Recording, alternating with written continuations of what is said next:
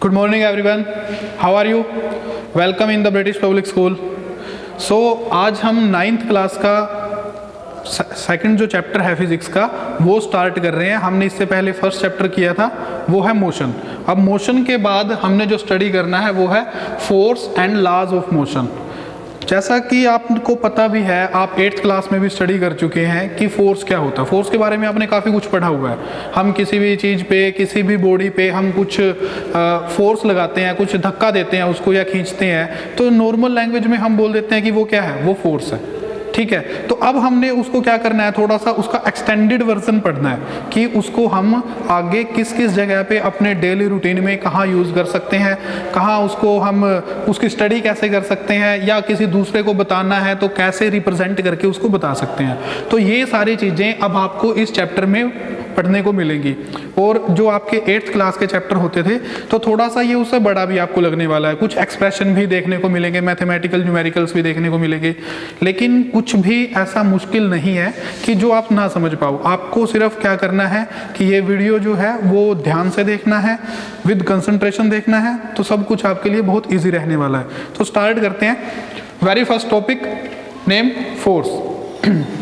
तो फोर्स क्या होता है, इसकी डेफिनेशन यहाँ पर लिखी हुई है, तो हम इसको एक बार रीड करते हैं। Force acting on a body can change its state of motion और of rest. Very simple language कि फोर्स क्या करता है। फोर्स जब किसी बॉडी पे एक्ट करता है, कैन चेंज कर सकता है, बदल सकता है। क्या बदल सकता है? It's state of motion. अगर वो मोशन में है या रेस्ट पे है तो उसकी स्टेट को चेंज कर सकता है। स्टेट क्या है? अभी मैं यहाँ पर खड़ा हुआ हूँ तो मैं रेस्ट स्टेट पे हूँ, और अगर मैं यहाँ पे चल रहा हूँ तो मैं मोशन में हूँ। तो फोर्स क्या करता है, अगर कोई बॉडी चल रही है उसके ऊपर हम फोर्स लगा दें तो वो रुक सकती है, यानी कि उसकी स्टेट चेंज हो गई। अगर कोई बॉडी रेस्ट पे है उसके ऊपर हमने फोर्स लगा दिया तो वो मोशन में आ सकती है। ठीक है, तो इस डेफिनेशन से आपको ये चीज समझ में आती है। इसकी एक और डेफिनेशन होती है, बहुत ईजी लैंग्वेज है, ये आप काफी सारी बुक्स में आपने पहले भी पढ़ रखी है, और वो कौन सी है? फोर्स इज ए पुश और पुल। पुश होता है धक्का देना और पुल होता है खींचना। तो फोर्स इज ए पुश और पुल विच चेंज और टेंड्स टू चेंज। चेंज का मतलब बदल देना, और टेंड्स टू चेंज यानी कि बदलने की कोशिश करना। द स्टेट ऑफ रेस्ट, किसको बदलने की कोशिश करता है? रेस्ट की स्टेट को या यूनिफॉर्म मोशन की स्टेट को। यूनिफॉर्म मोशन क्या होता है? जब कोई बॉडी कंटिन्यूसली यूनिफॉर्म स्पीड के साथ या कांस्टेंट स्पीड के साथ, एक जैसे स्पीड के साथ चलती है, तो उसको हम यूनिफॉर्म मोशन बोल देते हैं। तो फोर्स क्या करता है? फोर्स वह पुश है, वो धक्का देना या वो खींचना है जो किसी बॉडी की पोजीशन को, उसकी स्टेट को चेंज कर देता है या चेंज करने की कोशिश करता है। और क्या चेंज कर सकता है ये? Direction of motion. Direction of motion भी चेंज कर सकता है। कोई ऑब्जेक्ट इस तरफ चल रहा है, इस तरफ से फोर्स लगा दिया तो वो इधर चलने लगेगा, तो उसकी जो डायरेक्शन है मोशन की वो चेंज हो जाती है। और क्या कर सकता है? Shape and size of body. किसी बॉडी का जो शेप है, वो साइज या उसका साइज है, उसको भी चेंज कर देता है। इसको अगर बीच से आप इस तरफ फोर्स लगाओ किसी भी स्टिक को तो वो टूट जाती है। तो क्या किया? उसका साइज चेंज हो गया। पहले इतनी बड़ी थी, आपने फोर्स लगा के उसका साइज चेंज कर दिया। तो इस तरह से आपको अब कंप्लीटली जो फोर्स की डेफिनेशन है वो समझ में आ गई होगी, और उससे जुड़े हुए जो कॉन्सेप्ट हैं अब आप इजीली उनको क्लियर कर सकते हो। तो फोर्स के बारे में कुछ इंपॉर्टेंट टर्म्स हैं जो हमने समझनी है, वो कौन कौन सी है देखते हैं। Force is a vector quantity. First chapter में हमने पढ़ा है कि कुछ क्वांटिटीज वेक्टर होती हैं, कुछ क्वांटिटीज स्केलर होती हैं। तो वेक्टर और स्केलर कौन कौन सी हैं, एक बार दोबारा से हम उनको रिवाइज कर लेते हैं। स्केलर क्वांटिटीज होती हैं जिनके पास कुछ मैग्नीट्यूड होता है, न्यूमेरिकल वैल्यू होती है, बट उनके पास कोई भी डायरेक्शन नहीं होती। जैसे टाइम है, अभी टाइम जो है वो 9 o'clock है, तो डायरेक्शन क्या है? डायरेक्शन तो कुछ है नहीं। 9 किस तरफ है? इधर है, नहीं बता सकते आप। या इस समय इस रूम का टेम्परेचर 30 डिग्री सेल्सियस है, तो 30 डिग्री सेल्सियस किस डायरेक्शन में है? इधर है, ऊपर है, नीचे, नहीं बता सकते। तो ये जो क्वांटिटीज हैं ये कैसी रहेंगी हमारे पास? ये क्वांटिटीज को हम बोलेंगे स्केलर क्वांटिटीज। No direction. लेकिन जिस क्वांटिटी में डायरेक्शन भी होगी और मैग्नीट्यूड भी होगा, कुछ न्यूमेरिकल वैल्यू भी होगी, तो उसको हम क्या बोलेंगे? वो वेक्टर क्वांटिटी होगी। तो इसी तरह से फोर्स जो है वो कैसी क्वांटिटी है? It's a vector quantity, because आप किसी बॉडी पे फोर्स लगाते हो, इस तरफ फोर्स लगाया तो एक पर्टिकुलर डायरेक्शन में लगाओगे ना, इस तरफ लगाया तो एक पर्टिकुलर डायरेक्शन में लगाया, फोर्स लगाया, कितना लगाया वो अभी बात नहीं कर रहे हैं, लेकिन एक पर्टिकुलर डायरेक्शन में आपको फोर्स लगाना पड़ेगा। आप डेली रूटीन में भी करके देखते हो, किसी बॉडी को उठाते हो, किसी को धक्का देते हो, तो एक पर्टिकुलर डायरेक्शन की ही में ही करते हो ना। तो जब आपको एक पर्टिकुलर डायरेक्शन मिल रही है तो वो क्वांटिटी आपकी कैसी रहेगी, वेक्टर क्वांटिटी रहेगी। क्लियर। नेक्स्ट जो हमारा टॉपिक है, इसमें जो पॉइंट है, the SI unit of force is newton and is represented as N. जो इसकी एसआई यूनिट है, सिस्टम ऑफ इंटरनेशनल यूनिट्स, देखो सभी जगह एक जैसा सिस्टम बनाने के लिए पूरे वर्ल्ड में एसआई सिस्टम चलता है कि पूरी जैसा सब जगह पे हम सभी जो क्वांटिटीज हैं उनकी यूनिट्स जो हैं वो एक जैसी रखें। तो जैसे मास है, मास को हम किलोग्राम में मेजर करते हैं, टाइम को सेकंड्स में मेजर करते हैं, तो इसी तरह से जो फोर्स है, फोर्स को हम किस में मेजर करेंगे, न्यूटन में, कि कहाँ पर कितना फोर्स लगाया, 1 न्यूटन फोर्स लगाया, 2 न्यूटन लगाया, 3 न्यूटन लगाया, कितना फोर्स लगाया उसको हम न्यूटन में रिप्रेजेंट करते हैं और उसके पीछे एन लगा देंगे।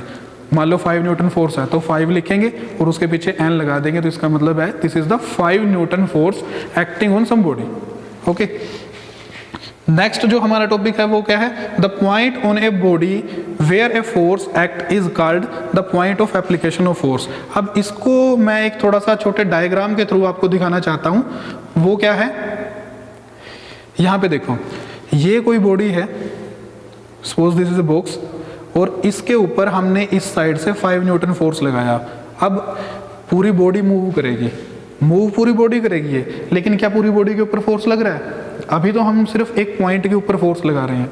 तो यहाँ पर इस पॉइंट पे फोर्स लगा हुआ है, पूरी बॉडी पे इस समय फोर्स काम नहीं कर रहा है, तो इसका मतलब है this is the point of application of force. लेकिन जो रिजल्ट है वो पूरी बॉडी में आया है, मोशन में पूरी बॉडी है, लेकिन जो फोर्स लगा हुआ है वो सिर्फ एक पॉइंट के थ्रू पूरी बॉडी में ट्रांसफर हुआ है। तो जिस पॉइंट के थ्रू वो पूरी बॉडी में ट्रांसफर हो रहा है that is the point of application of force.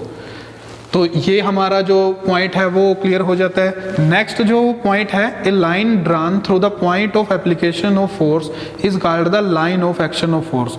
अब ये भी बहुत इजी है, line of action of force, यानी कि जिस लाइन के थ्रू फोर्स को हम बोल सकते हैं कि वो एक्ट कर रहा है। अब जैसे इस पॉइंट पे एक्ट कर रहा है तो यहाँ से हम एक लाइन खींच देते हैं, ये वाली लाइन, तो इस लाइन को हम क्या बोल देते हैं, line of action of force, कि इस लाइन के थ्रू जो फोर्स है वो एक्ट कर रहा है। ओके। तो यहाँ पर जो P है वो बन गया point of application of force, और ये जो लाइन है ये बन गई line of action of force. Clear. अब नेक्स्ट जो हमने करना है, इसमें कुछ छोटे छोटे टॉपिक हैं जिनके बारे में हमने पढ़ना है। तो नेक्स्ट जो आएगा हमारे पास that is resultant force. Okay. तो रिजल्टेंट फोर्स क्या होता है? अब भी आपने 8th क्लास पास की है, आपका रिजल्ट आया होगा, रिजल्ट वाला दिन बोला होगा आपने कि इस दिन हमारा रिजल्ट आया। तो रिजल्ट क्या है? रिजल्ट है कि कुछ भी आपने कोई काम किया है या कहीं पर भी कोई आपने स्टडी करी है या कुछ भी किया है, बाद में उसका रिजल्ट आता है, रिजल्ट। तो इसी तरह से रिजल्टेंट फोर्स, यानी कि रिजल्ट में कौन सा फोर्स निकल के आ रहा है। कोई भी कुछ फोर्स किसी बॉडी के ऊपर एक्ट कर रहे हैं, तो अगर हमें नेट फोर्स बताना हो कि नेट फोर्स कितना उसके ऊपर लग रहा है, that is the resultant force. अब जैसे इसको एक एग्जाम्पल के थ्रू समझेंगे। यहाँ पर सपोज क्या हो रहा है, ये एक बॉक्स है, बॉक्स के ऊपर अभी यहाँ पर 2 फोर्सेस मैंने दिखाए हुए हैं, एक 4 न्यूटन फोर्स लग रहा है और दूसरा फोर्स है 1 न्यूटन। सपोज आप और आपका एक फ्रेंड है, 2 जो पर्सन है वो इस बॉक्स के ऊपर फोर्स लगा रहे हैं। आपने फोर्स लगाया 4 न्यूटन, आपके फ्रेंड ने फोर्स लगाया 1 न्यूटन। तो अब आपसे पूछा जाएगा कि इस बॉडी के ऊपर जो नेट फोर्स है वो कितना है, टोटल रिजल्टेंट फोर्स इस बॉडी के ऊपर कितना है। तो आपको बताना है नेट फोर्स कितना बनेगा।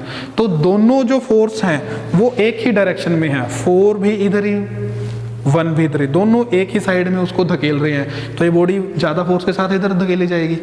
ठीक है। तो टोटल जो फोर्स इसके ऊपर एक्ट करेगा वो कितना हो जाएगा, 5 न्यूटन फोर्स। ठीक है।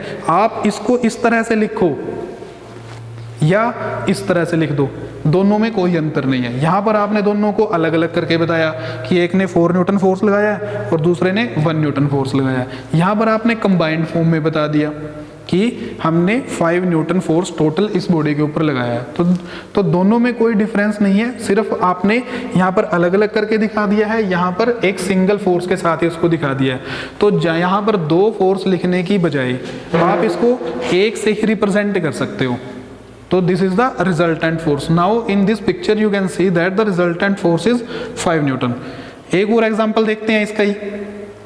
अब इसमें क्या है, ये एक बॉडी है, अब आप तो इस तरफ से फोर्स लगा रहे हो और आपने फोर्स थोड़ा ज़्यादा कर दिया, 7 न्यूटन फोर्स कर दिया सपोज आपने, लेकिन जो आपका फ्रेंड है वो अब आपके साथ नहीं है, वो दूसरी साइड में चला गया और वो दूसरी साइड में गया, उसने भी ज़्यादा फोर्स लगाया, आप दोनों में कंपटीशन हो रहा है और उस कंपटीशन में आपने लगाया 7 न्यूटन फोर्स और जो आपका फ्रेंड है वो दूसरी साइड से आपकी तरफ धकेल रहा है, उसने लगाया 3 न्यूटन फोर्स। तो दोनों में अब इसमें जो रिजल्टेंट फोर्स बनेगा वो कौन सा बनेगा। अब अगर इसमें रिजल्टेंट फोर्स को हमने समझना है तो उसके लिए आपको क्या समझने की जरूरत है, पहले फोर्स को भी बताया था, इट्स ए वेक्टर क्वांटिटी, यानी कि डायरेक्शन पे डिपेंड करता है। तो डायरेक्शन पे अगर ये डिपेंड करता है तो अगर ये वाली डायरेक्शन को आप पॉजिटिव मानोगे, इसको आप पॉजिटिव मानोगे, तो ये जो फोर्स है ये तो अपोजिट साइड में हो गया, अपोजिट साइड में हो गया ना। तो इस तरह से सारी की सारी वेक्टर क्वांटिटीज को आपने इसी तरह से ट्रीट करना है जैसे आप फोर्स को कर रहे हो। तो 7 न्यूटन इधर है, इसको मान लिया हमने ये पॉजिटिव फोर्स है, पॉजिटिव इफेक्ट प्रोड्यूस कर रहा है। तो जो 3 न्यूटन है वो तो 7 न्यूटन का अपोजिट इफेक्ट कर रहा है, एक इधर से धकेल रहा है, एक इधर से धकेल रहा है। तो जो जिसका फोर्स ज़्यादा होगा बॉडी उसी तरफ मूव करेगी। तो यहाँ पर आप देखो 7 न्यूटन तो इधर लग रहा है और 3 न्यूटन फोर्स लगाया इधर, तो जो नेट फोर्स इसके ऊपर बचेगा वो कितना होगा, 7 - 3 4 न्यूटन। तो 4 न्यूटन इसके ऊपर फोर्स एक्ट करेगा और किस डायरेक्शन में करेगा, किस डायरेक्शन में बचेगा 4, 7 इस तरफ था, 3 इस तरफ था, तो जो 4 बचेगा हमारा वो 7 की तरफ बचेगा ना, कि इस तरफ, जिस तरफ ज़्यादा था। मान लो इसको हमने और भी सिंपल कर देते हैं, इस 7 को मैं 4 + 3 न्यूटन लिख देता हूँ, ठीक है। 4 + 3 करके लिख दिया, 4 + 3 7, कोई दिक्कत नहीं है। लेकिन क्या होगा, 3 न्यूटन इधर है, 3 न्यूटन इधर है, दोनों तरफ से इक्वल फोर्स लगा दिया तो नेट फोर्स 0 हो गया। 3 को 3 ने तो कैंसिल कर दिया, लेकिन इधर से 4 एक और भी तो बच गया ना, तो वो 4 जो है वो रिजल्टेंट फोर्स बन जाएगा इस बॉडी के ऊपर, जैसा कि यहाँ पर दिखाया गया। ओके, तो resultant force on this body due to both these forces is equal to 4 newton. Clear. अब उसके बाद एक और छोटा सा टॉपिक है वो देखते हैं, वो क्या होता है, बैलेंस्ड फोर्स। बैलेंस्ड फोर्स क्या कैसा है, जैसा नाम से ही पता चल रहा है इसका कि बैलेंस हो चुका है, जो जिसको हमने बैलेंस कर दिया। अब बैलेंस की डेफिनेशन इसकी देखते हैं क्या है। A body is said to be under balanced forces when the resultant force acting on the body is 0। किसी भी बॉडी को बोला जाएगा कि वो किस में है, कि वो बैलेंस्ड फोर्स के अंडर में है, अगर उसके ऊपर क्या हो, रिजल्टेंट फोर्स क्या हो जाए, 0 हो जाए, उसके ऊपर नेट फोर्स जो काम कर रहा है वो 0 हो जाए। तो उसका मतलब क्या है, इसमें क्या होगा, no change in state takes place, state takes place. इसमें क्या करना है, इसमें किसी भी तरह की जो पोजीशन है उसको, उसमें उसकी जो स्टेट है उसमें चेंज नहीं आएगा, स्टेट में चेंज नहीं आएगा, ठीक है। तो इसमें इसको एक एग्जांपल के थ्रू समझते हैं। 2 एग्जांपल यहाँ पर दिए हुए हैं, ये बहुत ही सिंपल है, इसको हम पहले कर लेते हैं। कि ये एक बॉक्स है, इस बॉक्स पे आपने 1 न्यूटन फोर्स लगाया इधर से और 1 न्यूटन फोर्स लगा दिया इधर से, दोनों इक्वल एंड अपोजिट फोर्स हैं, 1 न्यूटन और 1 न्यूटन, दोनों इक्वल फोर्सेस हैं, तो दोनों एक दूसरे को कर देंगे कैंसिल, ठीक है। तो इस तरफ से हॉरिजॉन्टली इसके ऊपर जो नेट फोर्स है वो तो 0 हो चुका है।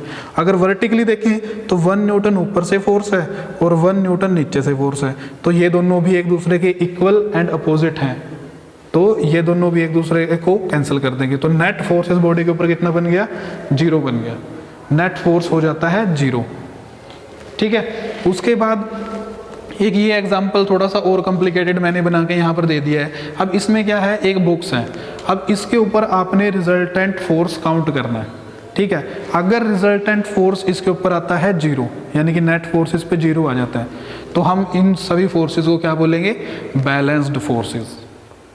और अगर ये सभी कुछ न कुछ वैल्यू फोर्स की बना देते हैं लास्ट में, तो हम इनको बैलेंस्ड फोर्सेस नहीं बोलेंगे। तो लेट्स फाइंड आउट कि ये बैलेंस्ड है या नहीं है। यहाँ पर देखते हैं, इस तरफ जो फोर्स है वो कितना है 2 + 2, इस तरफ जो फोर्स लगाया गया है 2 + 2 कितना हो गया 4 न्यूटन। ठीक है, उसके बाद इस तरफ से देखते हैं, इसके अपोजिट कितना है 4 न्यूटन। 4 न्यूटन हो गया लेफ्ट से राइट की तरफ, और 4 न्यूटन ही हो गया राइट से लेफ्ट की तरफ। दोनों इक्वल एंड अपोजिट फोर्सेस हो गए, मीन्स दोनों कैसे हैं, बैलेंस्ड फोर्सेस है ये तो। यानी कि हॉरिजॉन्टली जो बॉडी है वो इस डायरेक्शन में मूव नहीं करेगी, क्योंकि इस तरफ से भी फोर्स और उस तरफ से फोर्स। आपका कोई फ्रेंड है, इसको आप इस तरह से भी समझ सकते हैं, कोई टेबल है, आपका एक फ्रेंड है, जितना वो फोर्स इधर से लगा रहा है उतना ही आप फोर्स उस टेबल के ऊपर इधर से लगा रहे हो, तो क्या टेबल मूव होगी? नहीं होगी, क्योंकि जितना फोर्स इधर से लगाया आपने उतना ही फोर्स आपके फ्रेंड ने लगा दिया इधर से। तो दोनों जो है वो अपोजिट साइड में फोर्स लगा रहे हैं, इसलिए वो बॉडी मूव नहीं होगी। तो यहाँ से भी 4 Newton equal and opposite force cancel out each other, दोनों कैंसिल हो गए। अब वर्टिकल फोर्सेस की बात देखें तो ऊपर से जो फोर्स लगा 3 न्यूटन 1 न्यूटन, टोटल कितना हो गया 4 Newton. The 4 Newton force acting on this body in downward direction, downward इस पे 4 न्यूटन फोर्स लग रहा है। और नीचे से ऊपर की तरफ देखें तो 4 फोर्सेस हैं, 1 Newton 1 Newton 1 Newton 1 Newton, total कितना हो गया, ये भी 4 न्यूटन हो गया। तो अभी आप देख सकते हैं कि चारों डायरेक्शन से इसके ऊपर जो फोर्स एक्ट कर रहा है वो कितना है 4 न्यूटन है। तो 4 न्यूटन अगर सभी डायरेक्शन से इक्वल एंड अपोजिट फोर्सेस है, अपोजिट डायरेक्शंस में है, तो वो एक दूसरे को कैंसिल कर रहा है। तो नेट फोर्स इसके ऊपर कितना बचेगा 0, यानी कि रिजल्टेंट फोर्स इसके ऊपर बन गया 0। So this body can be called as कि ये अंडर है किसके, बैलेंस्ड फोर्स के। ठीक है, इसमें फिर अगला जो हमारे पास पॉइंट है वो है अनबैलेंस्ड फोर्स का। अब अनबैलेंस्ड फोर्स कौन से होंगे, बैलेंस हो गया कि नेट फोर्स जिस बॉडी के ऊपर 0 है, अनबैलेंस्ड क्या होगा इसके उल्टा कि नेट फोर्स बॉडी के ऊपर 0 नहीं है। When the resultant of all the forces acting on a body is not 0, these forces are called unbalanced force. अब किसी बॉडी के ऊपर फोर्स एक्ट कर रहे हैं, एक से ज़्यादा है, और सबको मिलाने के बाद भी कुछ न कुछ फोर्स की वैल्यू बच जाती है किसी भी डायरेक्शन में। ये नहीं है कि किसी एक ही डायरेक्शन में या किसी अलग डायरेक्शन में बचनी चाहिए, किसी भी डायरेक्शन में वैल्यू बच जाती है, तो उसको हम क्या बोलेंगे, अनबैलेंस्ड फोर्सेस। अनबैलेंस्ड फोर्सेस में अब इसके कुछ एग्जांपल देखते हैं हम। ये कोई बॉक्स है, कोई बॉडी है, इसके ऊपर आपने जो फोर्स लगाया है वो कितना है 2 न्यूटन फोर्स लगाया है, और आपके ही एक फ्रेंड ने दूसरी साइड से फोर्स लगा दिया 1 न्यूटन। तो अब इसके ऊपर कितना फोर्स बचेगा आप इजीली कैलकुलेट कर सकते हैं, कितना होगा, इधर से आपने लगा दिया 2 न्यूटन, इधर से आपने लगा दिया 1 न्यूटन, तो कितना हुआ 1 न्यूटन फोर्स अभी भी इसके ऊपर एक्ट कर रहा है, किस डायरेक्शन में, इस तरफ 1 न्यूटन फोर्स एक्ट कर रहा है। So net force on this body is not 0, 0 नहीं है तो कुछ न कुछ वैल्यू है फोर्स की, और अगर फोर्स की वैल्यू है तो हम इन फोर्सेस को क्या बोल सकते हैं, अनबैलेंस्ड, क्योंकि इन्होंने किसी बॉडी को अनबैलेंस कर दिया है। अब क्या है, यही इसी का एग्जांपल मान लेते हैं स्टिक का। इस पे मैंने 2 न्यूटन फोर्स इधर से लगाया, 1 न्यूटन फोर्स इधर से लगाया, तो क्या होगा, ये इस तरफ से मूव करेगी इस तरफ। क्यों मूव करेगी, क्योंकि 2 इधर से लगाया है, 1 इधर से लगाया है, कम है ये, तो जिस तरफ से ज़्यादा फोर्स लग रहा है उसका इफेक्ट ही प्रोड्यूस होगा, उसका इफेक्ट ज़्यादा रहेगा, तो वो अपने इफेक्ट से काम करेगा। तो 1 न्यूटन के साथ ये बॉडी इस तरफ मूव होगी, और क्योंकि कम और ज़्यादा फोर्स दोनों साइड से लग रहे हैं तो बॉडी अनबैलेंस होगी। अनबैलेंस का मतलब कि जो इसकी पोजीशन है, जो इसकी स्टेट है, वो स्टेट को ये बॉडी चेंज करेगी, उस स्टेट को चेंज करने की कोशिश करेगी। तो स्टेट चेंज होगी तो उसको बोल देंगे कि ये अनबैलेंसिंग हो गई है। सेकेंड एग्जाम्पल देखते हैं, ये कोई बॉडी है, इसमें हम क्या करते हैं, एक तरफ से हमने फोर्स लगा दिया 3 न्यूटन, और दूसरा फोर्स उसी तरफ से कितना लगा दिया 4 न्यूटन। इस तरफ से उसके बिल्कुल अपोजिट साइड से एक फोर्स लगा दिया 6 न्यूटन, दूसरा लगा दिया 2 न्यूटन। तो अब क्या इफेक्ट इसके अंदर प्रोड्यूस होगा, अब आप बताइए कितना रहेगा। एक साइड से जो फोर्सेस एक्ट कर रहे हैं वो सेम इफेक्ट प्रोड्यूस करेंगे, एक ही तरफ इफेक्ट प्रोड्यूस करेंगे, उसकी मोशन एक ही तरफ करेंगे। तो इससे क्या हमें पता चलेगा कि ये दोनों को हम प्लस कर सकते हैं। 4 न्यूटन प्लस 3 कितना हो गया 7 Newton. 7 Newton force is acting on this side.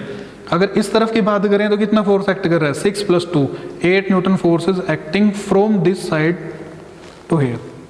तो 8 न्यूटन इधर से एक्ट कर रहा है, 7 न्यूटन इधर से एक्ट कर रहा है।